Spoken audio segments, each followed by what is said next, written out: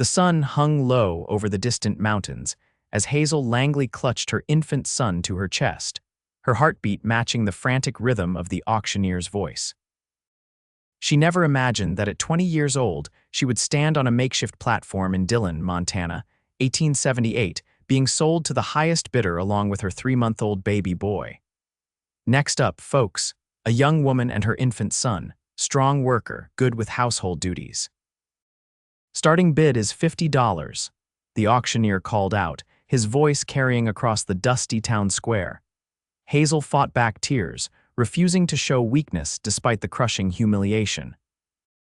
2 weeks ago, her husband Thomas had been killed in a mining accident, leaving her with insurmountable debts.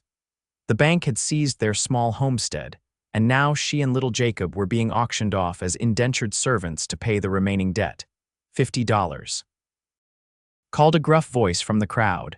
Hazel's eyes darted to the source, Silas Thornton, the owner of the saloon, known for his cruel treatment of workers and his wandering hands. Her stomach twisted with dread. $60. Came another bid from a farmer whose reputation for working his help, until they collapsed, was well known throughout the county. The bidding continued, each offer sending fresh waves of terror through Hazel. She looked down at little Jacob, sleeping peacefully against her chest, unaware that his fate was being decided by strangers with coins in their pockets. $150, came a clear, steady voice from the back of the crowd. The bidding halted as people turned to see who had nearly tripled the previous offer. A tall man stepped forward, pushing his way through the onlookers. Dust clung to his denim pants and leather vest, and his face was partially shadowed by a wide-brimmed hat. As he approached the auction platform, Hazel could see he was younger than she'd first thought, perhaps mid-20s, with sun-bronzed skin and keen eyes that assessed her situation with unmistakable intelligence. 150 going once. The auctioneer called, looking around eagerly for higher bids. 160, Silas countered, eyeing Hazel with a predatory gaze. 200, the stranger responded without hesitation. Silas scowled but backed down. No one else stepped forward. Sold. To Mr. The auctioneer paused, realizing he didn't know the buyer's name. Reid McAllister, the man supplied, stepping up to the platform. He paid the money without fanfare, his movements efficient and purposeful. Hazel stood rigid as Reid approached her. Jacob stirred against her chest, his tiny face scrunching before settling back to sleep. "Madam," Reid said, his voice low enough that only she could hear. "I know this isn't ideal, but I promise you'll be treated fairly at my ranch." He looked at the baby and then back to her face. "I'll be father to him and husband to you if you'll have me. Not just on paper, but proper-like.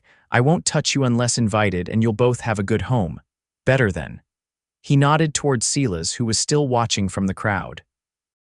Hazel searched his face for deceit, but found only straightforward sincerity.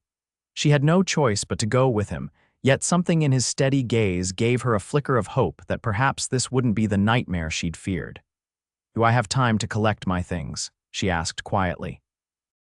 "Of course, my wagon's hitched out front. Take whatever time you need." As they walked away from the auction platform, Hazel felt the stares of townsfolk burning into her back. Some looked on with pity, others with judgment. She'd once been respected in Dillon as a schoolteacher and the wife of a hard-working miner. Now she was property, purchased like cattle. Reid led her to the small boarding house where she'd been staying since losing her home. The landlady, Mrs. Peterson, gave Reid a suspicious look as they entered. "It's all right, Mrs. Peterson," Hazel said. "Mr. McAllister has purchased my contract." "Well, I hope you know what you're doing, young man," Mrs. Peterson said to Reid. "This girl's been through enough already." "Yes, madam, I understand," Reid replied with respect. "I intend to give her and the boy a proper home." In her tiny rented room, Hazel gathered her meager belongings, a few dresses, Jacob's blankets and clothes, a Bible, and a small locket containing a wisp of her late husband's hair. She changed Jacob's wrappings while Reid waited outside, her movements mechanical as she tried to process her new reality. When she emerged with her bundle and the baby, Reid took her bag without comment and led her to his wagon. It was well maintained, hitched to 2 healthy horses. In the back were supplies, sacks of grain, some tools, and wooden crates. "It's about 3 hours to my ranch," he said, helping her onto the seat. "The road gets rough in parts." As they pulled away from Dylan, Hazel felt both relief and trepidation. She'd never seen Reid McAllister before today. Dylan wasn't so large that strangers went unnoticed. "You're not from town," she observed, adjusting Jacob in her arms. "No, my place is northwest of here. Closer to Bannack than Dylan, but I come into town for supplies once a month or so." He glanced at her. "I've got about 800 acres.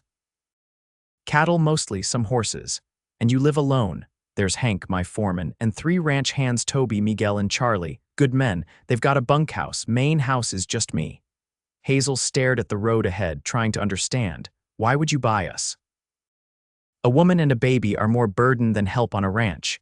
Reid was quiet for a long moment, his hands steady on the reins. "My mother was widowed young," he finally said. "She and my infant sister were sold to a man who worked them like animals. My sister didn't survive the first winter." His jaw tightened. "I couldn't stand by and watch history repeat itself." "I'm sorry about your family," Hazel said softly. "It was a long time ago." He adjusted his hat against the glare of the setting sun. "I've been looking for a wife, truth be told, just never made time to court proper. When I saw you up there," he shrugged, "seemed like maybe it could work out for both of us. And if it doesn't, then I'll honor my word about being a father to your boy, give you a place to live and work until you decide what you want. I won't hold you prisoner." They fell into silence as the wagon rolled through the mountain foothills. Jacob woke and began to fuss, and Hazel rocked him gently. When it became clear he was hungry, she hesitated, uncomfortable about feeding him in Reid's presence. Reading her discomfort, Reid stopped the wagon. "I'll check on the horses," he said, climbing down to give her privacy. Hazel fed Jacob, watching Reid as he moved around the wagon, adjusting harnesses and examining a wheel.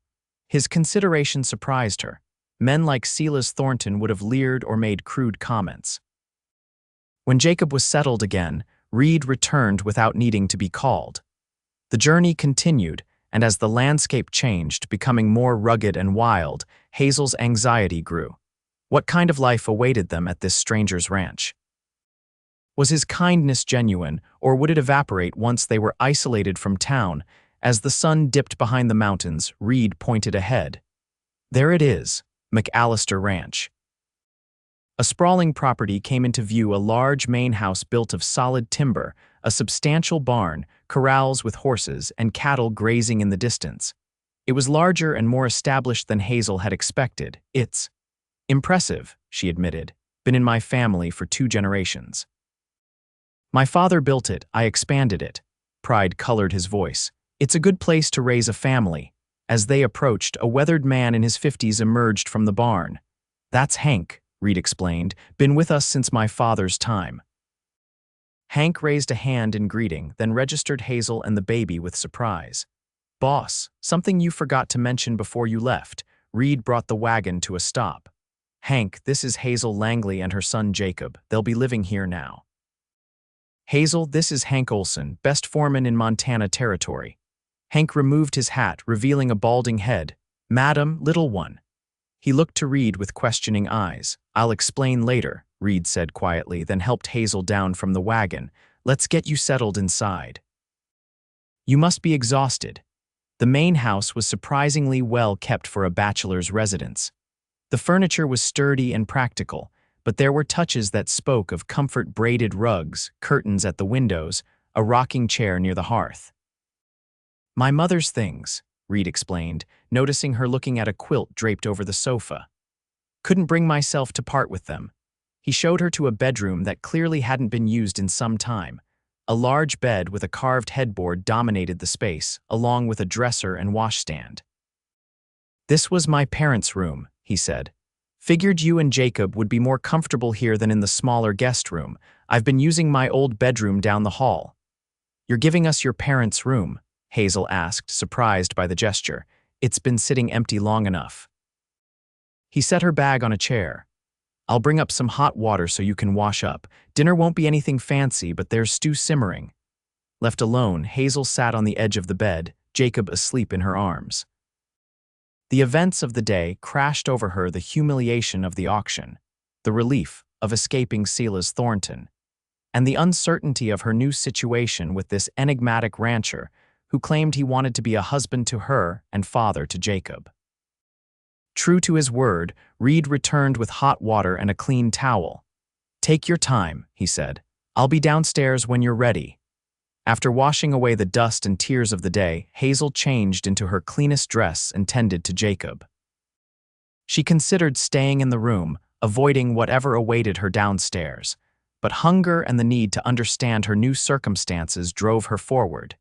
In the kitchen, Reid was setting the table. A pot of stew bubbled on the stove, filling the room with savory aromas that made her stomach growl. He'd removed his hat and coat, revealing wavy brown hair and broad shoulders.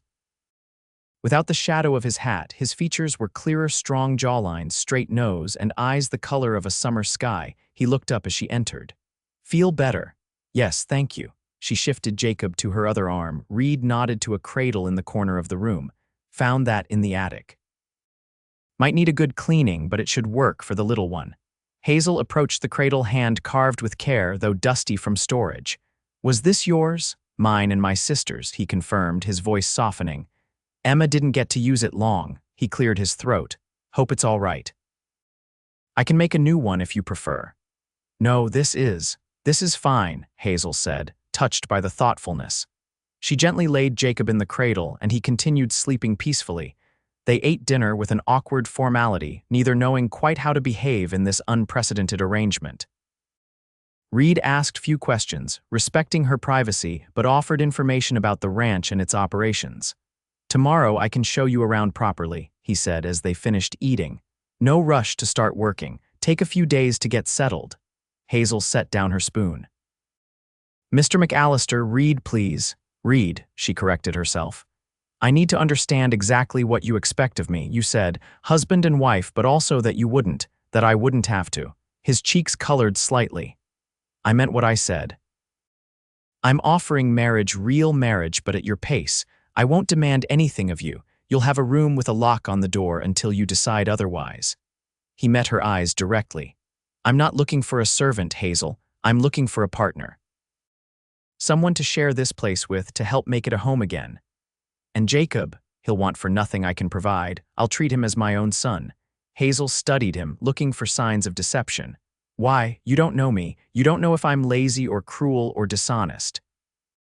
Reid's lips curved in a slight smile. "I'm a fair judge of character, had to be to survive out here. You don't strike me as any of those things." His expression grew serious again. "Besides, everyone deserves a chance at a decent life. That's all I'm offering, a chance." That night, as promised, Reid showed her how to secure her bedroom door.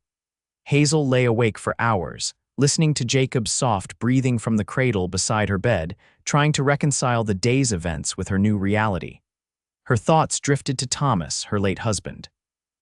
They had married for love, against her parents' wishes. His death had left a hollow space in her heart that she wasn't sure could ever be filled. And yet, here she was, in a stranger's home, contemplating a marriage of convenience with a man she'd met mere hours ago. It seemed impossible, absurd even. But what choice did she have? Without Reid's intervention, she and Jacob might now be suffering far worse fates. As dawn broke over the mountains, Hazel rose to tend to Jacob. She changed and fed him, then carried him downstairs, expecting to find the house empty with Reid already out working. Instead, she found him at the kitchen stove, frying bacon and eggs. "Morning," he said, glancing up. "Wasn't sure what you like for breakfast, so I made a bit of everything." "Coffee's hot. You cook?" Hazel couldn't keep the surprise from her voice. "Had to learn after my mother passed. Not fancy, but edible." He slid eggs onto plates. "Ranch hands fend for themselves unless it's a special occasion." They ate breakfast together, the silence more comfortable than it had been the night before. Afterward, Reid offered to show her the ranch while Hank kept an eye on Jacob. "I don't know." Hazel hesitated, reluctant to leave her son. "Hank raised 4 children of his own," Reid assured her. "Lost his wife to consumption 5 years back. The children are grown now, scattered across Montana and Idaho. He misses having little ones around." Trusting her instincts about the kind-eyed foreman, Hazel agreed. Reid took her on a tour of the property, the barn with its horses and milk cows, the chicken coop, the smokehouse, the corrals where young horses were being trained, and the bunkhouse where the ranch hands lived. "That ridge marks our northern boundary," he explained, pointing to a distant line of hills. "Stream runs year-round, never dries up even in drought years. Good water." "It's beautiful land," Hazel admitted, taking in the sweeping vistas of mountains and valleys. "Took a lot of work to make it profitable. My father nearly lost it twice before he figured out which cattle breeds thrived best here." As they walked back toward the house, Reid grew quieter, seemed to gather his thoughts. Finally, he stopped and turned to face her. "Hazel, I know this isn't what you planned for your life. I know you're grieving your husband and struggling with everything that's happened. I want you to know that I respect that." He removed his hat, holding it against his chest. "I'd like to make this arrangement official for your protection as much as anything. If something were to happen to me, you and Jacob would inherit everything, but only if we're legally married." Hazel's breath caught. "You'd leave your ranch to me. You barely know me." "Who else would I leave it to?" he shrugged. "No family left, and I've seen how you care for your son. You'd be a good steward of this land." "When would this marriage take place?" "Judge Wilson comes through every 2 weeks. He'll be here tomorrow, actually." "But we can wait if you need more time." Hazel looked out over the land that could be her son's legacy, then back at the man offering it to them. Reid McAllister was a stranger, yes, but one who had shown more kindness in one day than she'd experienced since Thomas died.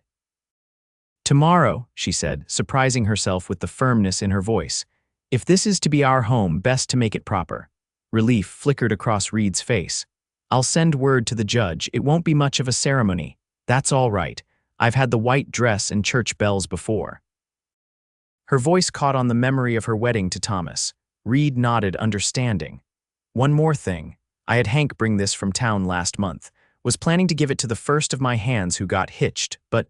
He reached into his pocket and pulled out a simple gold band. "It's yours if you want it. No obligation." Hazel stared at the ring, unexpected tears pricking her eyes. "Thank you," she whispered, taking it from his palm. The next morning, Judge Wilson arrived just before noon. A portly man with spectacles and a bristling mustache, he seemed unsurprised by Reid's request. "About time you settled down, McAllister," he said jovially. "Been running this ranch alone too long." The ceremony was brief and practical, conducted in the ranch house parlor with Hank and the ranch hands as witnesses. Hazel wore her best dress, a faded blue cotton that had once been quite fashionable. Jacob, dressed in a clean gown, watched the proceedings from Hank's arms, occasionally cooing or grabbing at the foreman's beard. "Do you, Reid Matthew McAllister, take this woman to be your lawfully wedded wife?" the judge intoned. "I do," Reid answered clearly, his eyes steady on Hazel's face. "And do you, Hazel Elizabeth Langley, take this man to be your lawfully wedded husband?" Hazel hesitated only briefly. "I do." "Then, by the authority vested in me by the Montana Territory, I pronounce you husband and wife. You may kiss your bride." Reid leaned forward and placed the gentlest of kisses on her cheek. "Welcome to the family, Mrs. McAllister," he whispered. After a simple celebration meal prepared by the ranch hands, life quickly settled into a new routine. True to his word, Reid maintained a respectful distance, occupying his childhood bedroom while Hazel and Jacob took the master suite. During the day, he worked the ranch with his men, while Hazel took over management of the household. She discovered that, despite his modest claims, Reid was an organized and thoughtful homekeeper. The pantry was well stocked, the linens were in good repair, and the house was surprisingly clean for a bachelor's residence. Still, she found satisfaction in putting her own touch on things, rearranging furniture, adding wildflowers in jars, and preparing more varied meals than the ranch had seen in years. As June stretched into July, the Montana summer brought long, warm days perfect for drying laundry and tending to the kitchen garden Reid had established years before. Hazel expanded it, adding herbs and vegetables that had been her favorites in her previous life. One evening, about 3 weeks after their wedding, Reid returned from checking fence lines to find Hazel sitting on the porch, Jacob sleeping in her arms as she hummed softly. He giving you trouble sleeping? Reid asked, settling into the chair beside her, just restless. I think he's trying to grow teeth, Hazel replied. The fresh air seems to help. Reid nodded, removing his hat and running a hand through his hair. My mother used to say a drop of whiskey on the gums works wonders. Thomas's mother suggested the same, Hazel said with a small smile. It was the first time she'd mentioned her late husband without pain clouding her features. They sat in companionable silence for a while, watching as the sun set behind the mountains, painting the sky in brilliant oranges and purples. I've been meaning to ask, Reid said finally. Would you mind if I called him Jake instead of Jacob? Jacob seems awful formal for such a little fella. Hazel studied him, surprised by the request, and what it represented. Reid was truly thinking of Jacob as his son. I think Jake suits him, she agreed. Thomas always called him Jacob, but…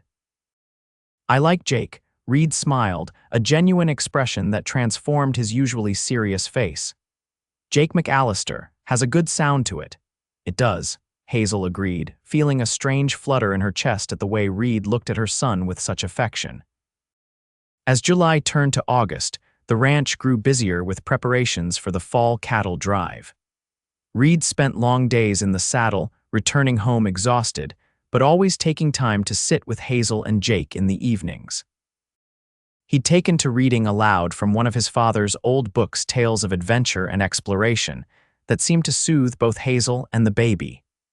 One evening, as a summer thunderstorm raged outside, Reid was midway through a particularly exciting chapter when Jake began to cry inconsolably. Nothing Hazel did seem to calm him. May I try? Reid asked, setting aside the book. Hesitantly, Hazel handed over her son. Reid cradled Jake against his broad chest, one large hand supporting his head, and began to walk slowly around the room, humming a tune Hazel didn't recognize. To her amazement, Jake's cries gradually subsided, replaced by curious hiccups and eventually drowsy contentment. How did you do that? She asked, incredulous. Reid shrugged, still holding Jake with practiced ease. My sister used to calm down when our father would carry her like this. Guess I remembered. You're good with him, Hazel observed. He's an easy one to be good with, Reid replied, gazing down at Jake with unmistakable fondness. That night, as Hazel prepared for bed, she found herself thinking about the scene downstairs, Reid holding Jake, the tender way he spoke to the baby, the natural ease between them. For the first time since Thomas's death, she felt a sense of security, of rightness in her world. The next morning brought clear skies and the arrival of unexpected visitors. Hazel was hanging laundry when she spotted a wagon approaching, driven by a woman with 2 young children beside her. Reid. She called toward the barn where her husband was repairing tack. Someone's coming. Reid emerged, shading his eyes against the sun. That's Clara Wilson, the judge's daughter, widow with 2 little ones. He waved to the approaching wagon. Clara Wilson proved to be a friendly, forthright woman in her late 20s. Her children, Abigail and Samuel, ages 6 and 4, immediately began exploring the ranch yard while Clara explained her visit. Father mentioned you'd gotten married, Reid. Thought I'd come welcome the new Mrs. McAllister to the area. She handed Hazel a jar of preserves. Huckleberry. Picked them myself last week. Hazel accepted the gift, touched by the gesture. Thank you, it's kind of you to come all this way. Not just kindness, Clara admitted with a laugh. Been dying of curiosity. Reid's been the most eligible bachelor in the county for years. Half the single women in 3 territories have set their caps for him. Reid's ears reddened. Clara, you're exaggerating. Am I? What about Josephine Brecker, or Margaret Simmons? Or that banker's daughter from Helena? Clara teased. Hazel doesn't need to hear about all that, Reid said, clearly uncomfortable. Oh, but I think she does, Clara replied with a wink to Hazel. She should know what a catch she's landed. Despite her initial awkwardness, Hazel found herself warming to Clara's straightforward manner. The widow stayed for lunch, and while the children played under Reid's watchful eye, the women talked. Clara proved to be a valuable source of information about the surrounding ranches, the nearest town, and the small community of scattered homesteads. It can be lonely out here, Clara admitted. After my Robert died, I moved back in with Father just to have another adult to talk to. "You're welcome at our place anytime. It's only about 8 miles southeast." By the time Clara and her children departed in the late afternoon, Hazel felt she'd made her first friend in her new life. As they waved goodbye, Reid stood beside her, Jake in his arms. "She seems nice," Hazel observed. "Clara's good people. Her husband was killed in a stampede 2 years back. She's raised those kids mostly on her own since then." "She mentioned you had many admirers," Hazel said, unable to resist. "The most eligible bachelor in 3 territories, apparently." Reid's cheeks colored again. "Clara enjoys embellishment, so there weren't women setting their caps for you." "None that interested me," he said simply. "Anyway, that's all in the past now." That evening, as they sat on the porch watching fireflies emerge in the gathering dusk, Hazel found herself studying Reid's profile. In the weeks since their hasty wedding, she'd grown accustomed to his presence, his quiet strength, his consideration. She'd begun to notice other things too, the way his eyes crinkled when he smiled, how gentle his hands could be despite their calluses and scars, the deep timbre of his voice when he spoke softly to Jake. "What?" he asked, catching her gaze. "I was just thinking. I hardly know anything about you." "Before the auction, I mean." Reid leaned back in his chair, considering. "Not much to tell, born here on this ranch. Mother died when I was 12. Father passed 5 years later, been running the place ever since. No school. Some teacher came to the ranch when weather permitted. Father made sure I could read and cipher, said a man needs to know numbers to avoid being cheated." He glanced at her. "You were a school teacher," Hank mentioned. Hazel nodded. "For 2 years before I married Thomas. I loved it. The children were so eager to learn. You miss it." "Sometimes," she admitted. "Though Jake keeps me busy enough now." Reid was quiet for a moment. "When he's older, if you wanted to teach again. There are enough children scattered around these parts that could use schooling. Clara's 2, the Petersons have 3, Hendersons have 4. Hazel looked at him in surprise. "You'd support that? Why wouldn't I? You have a gift. Seems a shame not to use it." Later that night, lying in bed with Jake sleeping peacefully in his cradle, Hazel pondered Reid's words. In the short time she'd known him, he'd shown more support for her dreams than most men would in a lifetime. Thomas had loved her, but he'd expected her to give up teaching once they married, seeing it as incompatible with being a proper wife and mother. As summer gave way to fall, the ranch became a flurry of activity with the cattle drive preparations. Reid would be gone for nearly 2 weeks, taking most of the hands with him to drive the herd to the railhead at Helena. Only Hank would remain behind to help Hazel manage the ranch in Reid's absence. The night before his departure, Reid sat at the kitchen table long after dinner, going over last-minute details with Hank. Hazel put Jake to bed, then returned downstairs to find Reid alone, staring into the fire. "Hank turn in?" she asked, taking a seat across from him. Reid nodded. "He'll keep an eye on things while I'm gone. If there's trouble, the Hendersons are closest, about 5 miles west. James Henderson's a good man. He'll help if needed." "We'll be fine," Hazel assured him. "Jake and I have Hank, and I'm becoming quite handy with your father's shotgun." A smile tugged at Reid's lips. "So I've noticed, you're a natural. Still, I don't like leaving you. It's your livelihood. We understand." Reid's eyes met hers, serious and intent. "You and Jake. You've become important to me, Hazel, more than I expected." Hazel felt heat rise to her cheeks. "You've become important to us too," she admitted softly. Reid reached across the table, his hand stopping just short of hers. "I know this isn't what you planned. I know your heart belonged to Thomas. But I hope in time." He trailed off, then straightened his shoulders. "I hope you can be happy here with me." Hazel bridged the gap between their hands, her fingers lightly touching his. "I think I already am." The cattle drive departed at dawn, Reid leading 15 hands and over 600 head of cattle toward Helena. Hazel stood on the porch with Jake in her arms, watching until the dust cloud disappeared over the distant ridge. The days without Reid stretched longer than Hazel had anticipated. She kept busy with her usual tasks, tending to Jake, maintaining the house, helping Hank with the remaining livestock, but the evenings felt empty without Reid's presence. She found herself missing their conversations, the way he would bounce Jake on his knee, even the sound of his boots on the porch when he returned from a day's work. On the 4th night, a fierce autumn storm blew in from the mountains. Wind howled around the eaves of the house, and rain pounded against the windows with frightening intensity. "Don't you worry," Hank reassured her as they secured the shutters. "This old house has weathered worse. Boss built it solid." Still, as Hazel lay awake listening to the storm rage, she couldn't help worrying about Reid out on the trail with the cattle. Would they find shelter? Were they safe? The storm lasted 2 days, dropping almost 6 inches of rain and bringing an early cold snap in its wake. When the skies finally cleared, Hank rode out to check for damage, returning with news of downed trees and washed-out sections of the access road.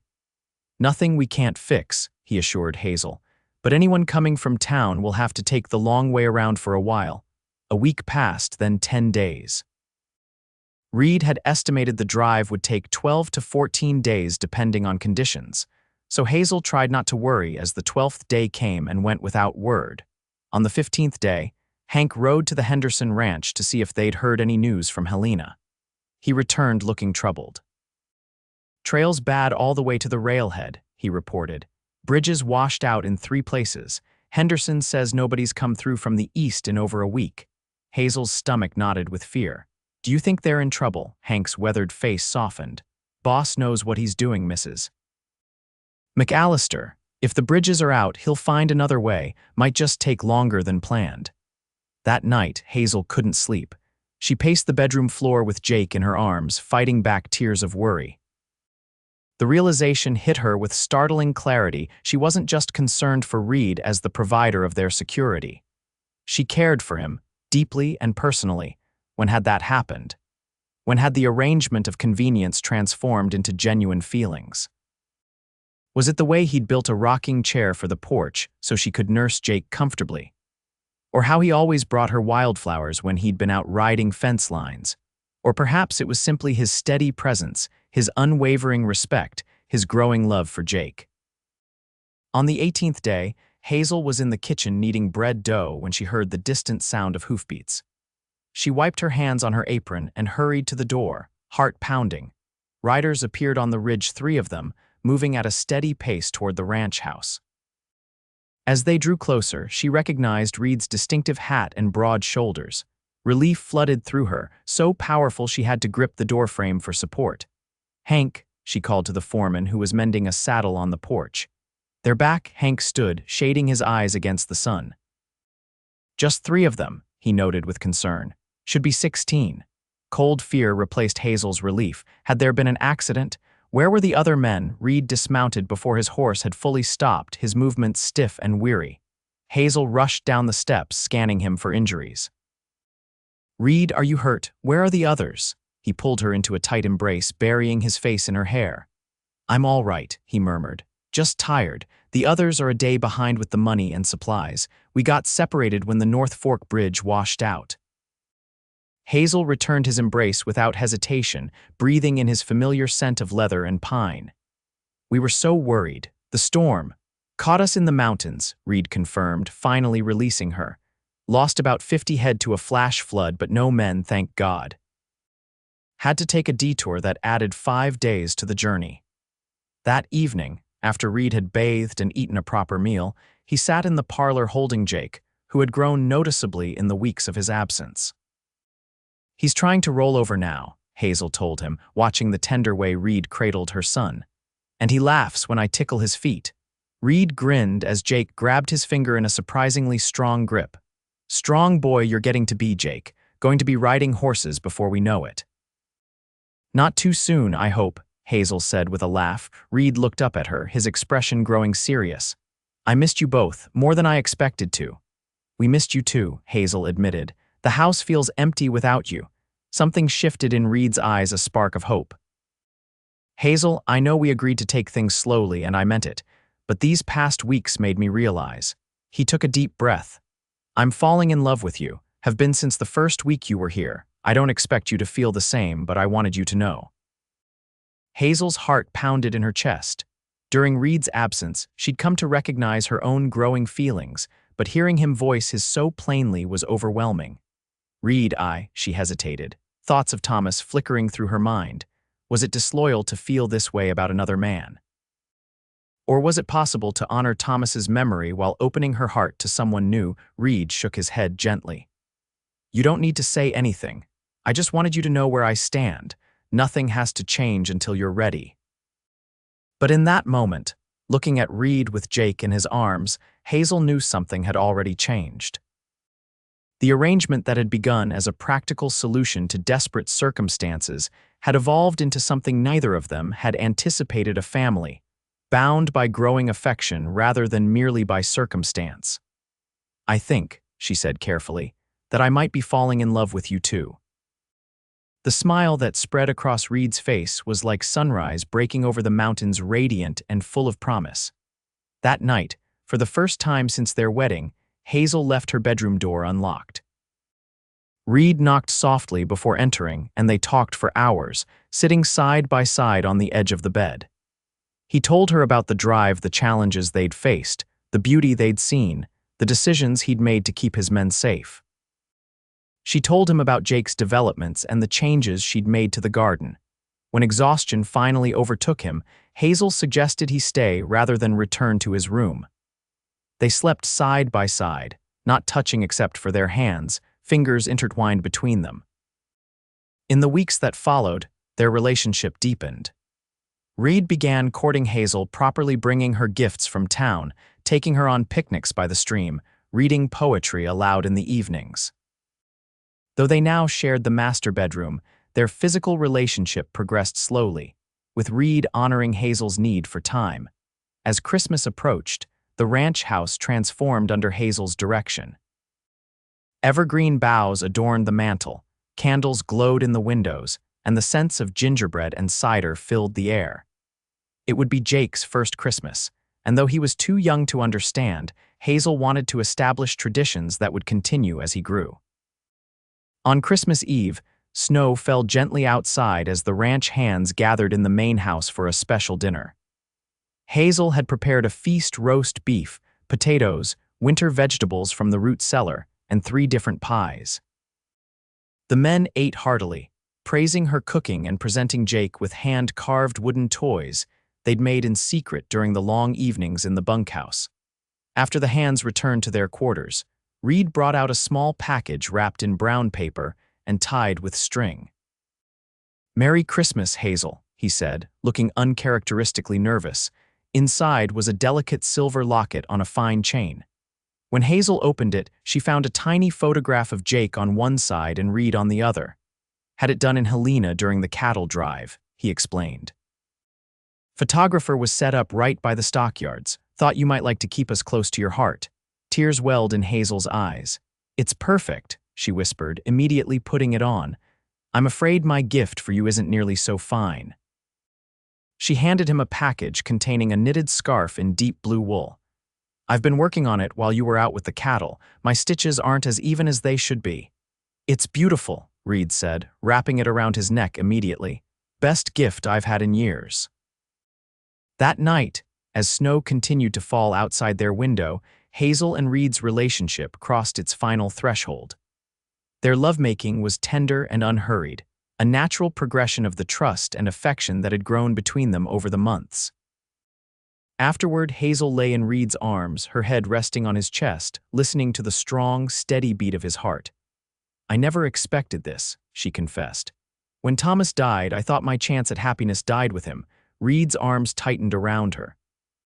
"Thomas would want you to be happy, Hazel, to have a good life, to see Jake grow up loved and cared for." "I know," she said softly. "And I am happy, Reid, truly happy." As winter settled over the ranch, Hazel and Reid fell into a comfortable routine of married life. Mornings began with breakfast together before Reid headed out to work. Hazel managed the household and cared for Jake, who was growing more active by the day. Evenings were for family stories by the fire, plans for the future, and increasingly passionate nights in their shared bed. In late January, a blizzard swept through the valley, dumping nearly 3 feet of snow and keeping everyone confined to the ranch buildings for days. On the 3rd morning, Hank noticed smoke rising from a distant cabin that belonged to an elderly trapper named Ezekiel Johnson. "Old Zeke lives alone," Reid explained to Hazel as he prepared to ride out. If he's running low on supplies in this weather, he could be in trouble. Be careful, Hazel urged, helping him bundle up against the bitter cold. Hours later, Reid returned with not only Ezekiel, but also a young woman and child who had been sheltering with the old trapper after their wagon broke down on the way to Virginia City. This is Sarah Miller and her daughter Beth, Reid introduced them. Their wagon axle broke 2 miles from Zeke's place. They've been there almost a week. Sarah Miller was a thin, haunted-looking woman in her mid-20s, her clothes worn and patched. Her daughter, about 5 years old, clung to her skirts, eyes wide with fear and exhaustion. Hazel immediately set about making them comfortable, preparing hot food, providing warm clothes, and setting up beds in the spare bedroom. As the newcomers ate, Sarah gradually revealed their story. She had fled Missouri after her husband turned violent, taking only what she could carry, and the small amount of money she'd managed to save in secret. They were bound for Virginia City, where Sarah had a cousin who'd promised work in a dressmaking shop. "We'll never make it now," Sarah said despondently. "The wagon's beyond repair and we've used most of our money. You'll stay here until the weather breaks," Reid declared. "Then we'll get you to Virginia City safely." That night, after their guests were settled, Hazel found Reid in the study, poring over a map. "Virginia City's almost 100 miles from here," he said, tracing the route with his finger. "In good weather, it's a 4-day journey by wagon." "That poor woman," Hazel said, sitting beside him. To travel so far alone with a child, fleeing from abuse, Reid nodded grimly. "Too many men think a wedding ring gives them the right to treat a woman like property." He looked up at her. "Makes me grateful every day that you're here by choice now, not obligation." Hazel leaned against him, drawing comfort from his solid presence. "I am here by choice," she affirmed. "And I thank God every day for the man who stood up at that auction and said he'd be a husband to me and a father to my son." The blizzard raged for 2 more days before the skies finally cleared. During that time, Sarah and Beth became part of the household rhythms. Beth, initially shy and fearful, particularly around Reid and Hank, gradually warmed to them as she saw how gently they treated Hazel and Jake. When the roads were finally passable, Reid arranged for one of his hands to drive Sarah and Beth to Virginia City in the ranch wagon, loaded with supplies to help them start their new life. "I can't repay you," Sarah said tearfully as they prepared to depart. "No need," Reid assured her. "Just write when you're settled so we know you're safe." As the wagon pulled away, Hazel stood beside Reid, Jake bundled in her arms against the winter chill. "That was a good thing you did," she said. Reid shrugged, embarrassed by the praise. "Anyone would have done the same." "No," Hazel said firmly. "Not anyone. It takes a special kind of man to extend such kindness to strangers." February brought warmer weather and the first signs of spring. The snow began to melt, revealing patches of dormant grass and making the roads passable again. News reached them that Sarah and Beth had arrived safely in Virginia City and were living with Sarah's cousin, while Sarah learned the dressmaking trade. As March arrived, Hazel began to suspect she might be pregnant. Her monthly cycle, regular since Jake's birth, was late, and she found herself unusually tired in the afternoons. She kept her suspicions to herself for 2 weeks, not wanting to raise Reid's hopes until she was certain. Finally, one evening after Jake was asleep, she joined Reid on the porch where he sat enjoying the mild spring air. "I have something to tell you," she said, taking the chair beside him. Reid looked over, concern immediately crossing his features. "Everything all right?" Hazel smiled, reaching for his hand.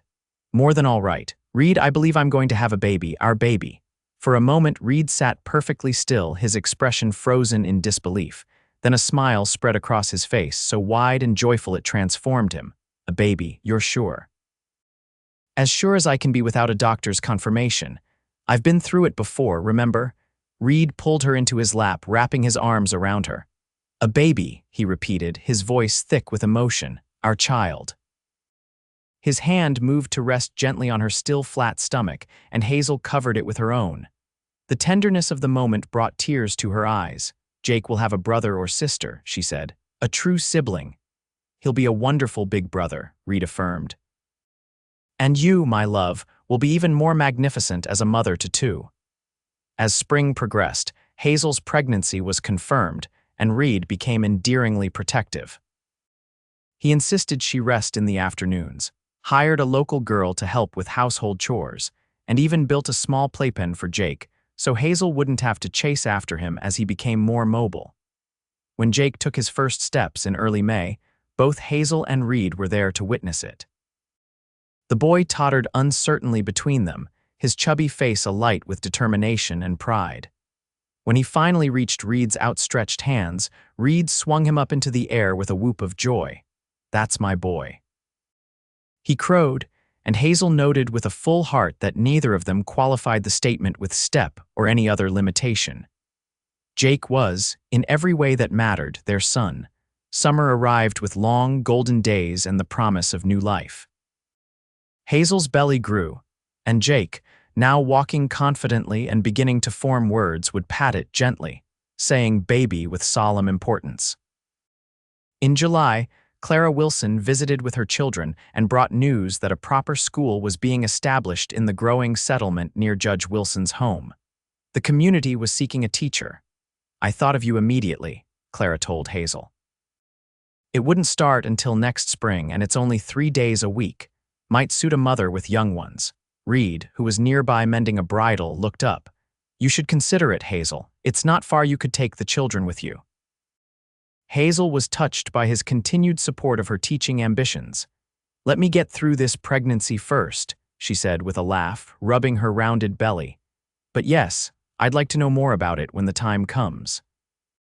As summer waned, Hazel and Reid prepared the nursery for their new arrival, expected in late October. They set up the cradle freshly cleaned and painted, and Hazel sewed new baby clothes and blankets. Jake, now 16 months old, watched these preparations with curious interest. "Bob, I come?" he would ask, pointing to Hazel's prominent belly. "Soon, sweetheart," she would answer. "Your little brother or sister is growing strong." On a warm September evening, as they sat on the porch watching the sunset, Reid brought up a subject they'd been avoiding. "I've been thinking about names," he said. "If it's a boy, I'd like to honor your first husband if that seems right to you. Thomas is a good, strong name." Hazel turned to him in surprise. "You'd name our son after Thomas?" Reid nodded seriously. "He gave me the greatest gifts of my life, you and Jake. Seems fitting to honor him." Tears welled in Hazel's eyes at the generosity of spirit this represented. "What about your father? Shouldn't we consider his name too?" "We could use both. Thomas William McAllister has a good sound to it." Hazel leaned her head against his shoulder. "And if it's a girl," Reid's expression softened. "I've always been partial to the name Eleanor after my mother, but you might have other ideas." "Eleanor is beautiful," Hazel agreed. "Eleanor Rose, perhaps. Rose was my grandmother's name." As October approached, Hazel's pregnancy became increasingly uncomfortable. The baby was active, kicking vigorously at all hours, and Hazel found it difficult to sleep or manage household tasks. Reid insisted she rest more, often taking Jake with him on short rides around the ranch to give her quiet time. In early October, unexpected visitors arrived, a young couple whose wagon had broken down on the road to Helena. Reid welcomed them into the house while repairs were made, and over dinner, the couple shared their story. They were newly married, heading to Helena to start a dry goods store with money inherited from the husband's uncle. As they described their plans and dreams, Hazel was struck by how far she'd come from that terrible day on the auction platform in Dillon. Here she sat, mistress of a prosperous ranch, wife to a man she deeply loved, mother to an energetic toddler, and carrying a child conceived in that love. After the young couple departed the next day, Hazel found Reid in the barn, grooming his favorite horse. "Thank you," she said simply. Reid looked up, puzzled. "For what?" "For everything. For bidding on Jake and me that day, for bringing us here, for giving us a home and a family, for loving us." Reid set down the brush and crossed to her, taking her hands in his. "Hazel, you and Jake saved me as much as I saved you. This place wasn't a home until you came. It was just land and buildings and work. You brought it to life." On the night of October 18th, Hazel went into labor. Reid sent Hank to fetch the midwife from a neighboring ranch while he helped Hazel prepare. By the time the midwife arrived, contractions were coming steadily. Not your first, is it? The midwife observed, noting Hazel's calm management of the pain. No, Hazel confirmed. My son Jake was born nearly 2 years ago. The labor progressed more quickly than with Jake. As midnight approached, Hazel's pains intensified, and the midwife declared she was nearly ready to push. Reid had been banished to the hallway, where he paced anxiously, occasionally calling through the door to check on progress. Reid, Hazel called during a brief respite between contractions. I want you here. The midwife looked scandalized. Men don't belong in the birthing room. He's my husband, Hazel insisted, and this is his child. I want him with me. Reluctantly, the midwife allowed Reid to enter. He moved immediately to Hazel's side, taking her hand and pressing a kiss to her damp forehead. You're doing beautifully, he whispered. So strong, my love. With Reid supporting her back and holding her hand, Hazel delivered their daughter just after midnight on October 19th. Eleanor Rose McAllister entered the world with a lusty cry, her tiny fists waving in indignation. A girl. The midwife announced, wrapping the infant in a clean blanket after cutting the cord. And a healthy one at that. Reid watched in awe as the midwife placed Eleanor in Hazel's arms. She's perfect, he breathed, counting fingers and toes, just like her mother. As dawn broke over the mountains, Hazel dozed with Eleanor nestled against her chest. Reid had gone to fetch Jake from Hank's cabin, where the foreman had watched over the toddler during the birth. The door opened quietly, and Reid entered carrying Jake, who was still sleepy-eyed and tousled from his interrupted night. Jake, Reid said softly, approaching the bed. Come meet your sister. Hazel opened her eyes and smiled at her son. Hello, sweetheart, this is Eleanor. Can you say hello? Jake regarded the tiny bundle with solemn curiosity. Baby, he asked, pointing a chubby finger. Yes, your baby sister, Reid confirmed, sitting on the edge of the bed with Jake in his lap. You're a big brother now. Jake reached out tentatively to touch Eleanor's tiny hand. To everyone's surprise, the newborn's fingers curled reflexively around her brother's, creating an instant bond that brought tears to Hazel's eyes. Family, Jake declared with surprising clarity, looking from the baby to his parents with satisfaction. Reid's arm encircled Hazel's shoulders, drawing her and both children into a gentle embrace. Yes, son, he agreed, his voice thick with emotion. Our family. In that moment, with morning light streaming through the windows of the home they'd built together, Hazel knew that the journey that had begun in desperation at an auction block had led her exactly where she was meant to be, surrounded by love, secured by commitment, blessed with children, and partnered with a man whose heart matched her own. From the depths of loss and humiliation, she had found her way to a joy deeper and more enduring than she could have imagined. Reid had kept his promise. He was a true father to Jake and a devoted husband to her. What had started as an act of rescue had transformed into a love story written across the wild Montana landscape, as vast and promising as the future that stretched before them. 5 years later, the McAllister Ranch had prospered beyond expectation. Reid's innovative breeding program had produced cattle particularly suited to the Montana climate, earning the ranch a reputation throughout the territory. The main house had been expanded to accommodate their growing family. After Eleanor came William Thomas, born 2 years later, and now Hazel was expecting their 4th child in the spring. Jake, now 7, was the spitting image of his biological father in looks, but had inherited Reid's quiet strength and love of the land. He was Reid's shadow, learning ranching skills with remarkable aptitude for his age. Eleanor, at 5, was as spirited as the wildflowers that bloomed across the meadows in spring, with her mother's golden hair and her father's clear blue eyes. 3-year-old William, called Will by everyone except his grandmother Clara, who insisted on the dignity of his full name, was a sturdy, thoughtful child who loved animals and spent hours helping Hank with the barn cats and chickens. Hazel divided her time between the ranch and the small schoolhouse built halfway between the McAllister property and Clara Wilson's home. 3 days a week, she taught a dozen children from surrounding ranches, including her own. Reid had built a classroom onto their home for winter months when travel was difficult, converting a rarely used storage room into a bright, welcoming space with desks, a blackboard, and shelves of books ordered from as far away as Chicago. On a crisp autumn afternoon, as golden leaves drifted from the cottonwoods that lined the stream, Hazel stood on the porch watching Reid teach Jake to rope a practice target in the yard. Eleanor sat on the top step, carefully copying her letters on a small slate, while Will napped inside under Hank's watchful eye. As she observed her family, Hazel's hand drifted to the locket she still wore daily Reid and Jake's images inside, a tangible reminder of how their journey together had begun.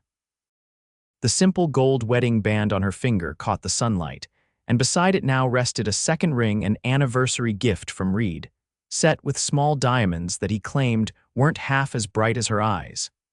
From the yard came a whoop of triumph as Jake successfully roped his target. Reid lifted the boy onto his shoulders, both of them laughing with shared joy in the accomplishment. "Mama, look, Papa showed me how," Jake called. "I see."